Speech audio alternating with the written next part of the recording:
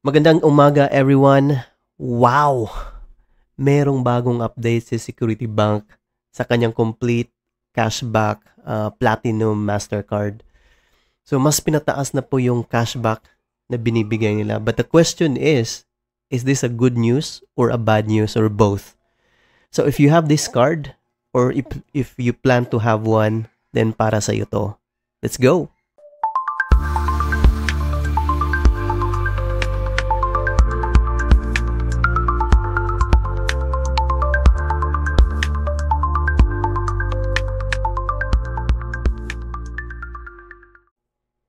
Alright, hello guys. If nanonood ka nito, malamang na meron ka nitong card or considering to get one.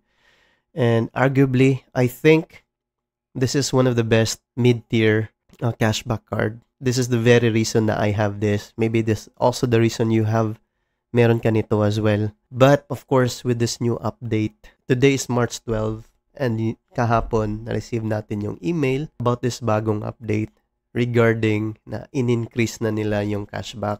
So dati 1,000 per month or 12,000 per year. And now it's 1,100 or 13,200 per year. But yung caveat po is meron na pong rebate cap, no? Ito yung caveat. This is the bit of a bad news. Bakit? Kasi it's gonna limit, no? Mababago yung the way you use the card. But again, there's the good news, there's the good side. Meron ding cons, kumbaga. So ngayon, paano kaya natin madidiskartehan to with the new changes? So, tingnan natin tong terms and condition, tong bagong details, and let's dive in. So, dito na tayo sa link and hanapin natin tong. So, ito no. Ito yung current rebate or merchant category and its corresponding rebate. So it's still the same, 5%, 4, 3, 2, 1. And nandito sa item number 4, yung details ng pagbabago. So as you can see, we have 350, 350, 350 across the board. So if we gonna do the math. Alright, so ayan no, 350 times 5. 1,750 but alam niyo naman na 1,100 lang yung maximum na makukuha mo every month. So that means that securing even just tatlo will take you to 1,050. Of course, yung problema, no?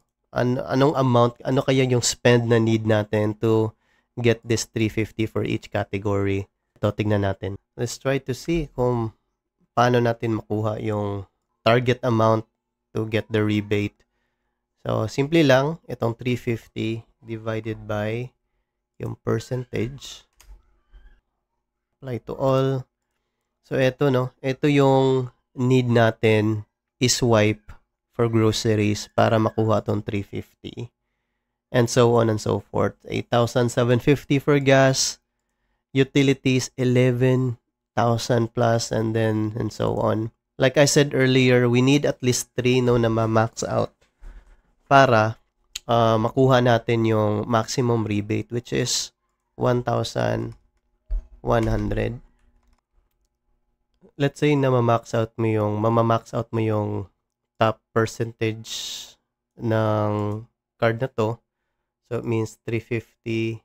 So kulang tayo ng 50. So ito. Yan no. So ito yung target amount per category. Let's say na siguro 0 lang tong shopping. So with this computation, ito yung natin per category na need natin para makuha yung max rebate. So and please take note guys, walang changes. Only POS transaction pa rin. Yung online transaction are not qualified for rebate, only swipe transactions. So, importante po yan. To take note, only swipe transactions po. Now, the pros and cons of this change. Number 1 is on the surface, mas pinataas. So, if you're a big spender, if you're on the higher income bracket, Another advantage din yan kasi magagamit mo yung ibang cards mo. If you have multiple cards, then you can maximize the rebates or rewards or points when you swipe your other cards. And of course, dito tayo sa cons, no? Obviously, hindi to feasible for majority of people. Even those na yung qualified, yung income bracket mo is tamang sakto lang sa minimum income requirement ni Complete Cashback. Like me, di naman papasok lahat yan, especially it's swipe, no? Especially itong utilities. Nag-give up na ako dito dati kasi hinahanap ko kung aling utilities yung pwedeng i-swipe, and unfortunately, PLDT lang yung pwede dito sa Cebu. But now with this change, then baka i-research ko ulit to, no? Baka merong other ways. But if you know saan pwede makapag-swipe ng Veco or like yung Converge and other utilities, no? Paki-comment naman if you know that. That would surely help para din sa ibang viewers. Most of the basic needs nandito talaga sa growth, itong top 3. For yung mga may kotse, if nagde-daily ka, if malayo yung workplace mo, then for sure, gonna be more than 8,000 per month. With this change, ito rin yung isang epekto, especially for those na may annual membership fee. So yung totoong rebate mo talaga dito is 10,200 lang, yung totoong maximum potential. But if hindi naman napapasok yung spend mo sa ibang category, then it's gonna be lower than that. And so meron ako mga nabasa no na sabi nila it's not worth it keeping it anymore if hindi naman ganun kalaki yung rebate, then marami nang magko-consider. So Security Bank, if nanonood ka, baka naman. Oh my God, anong ginawa nyo?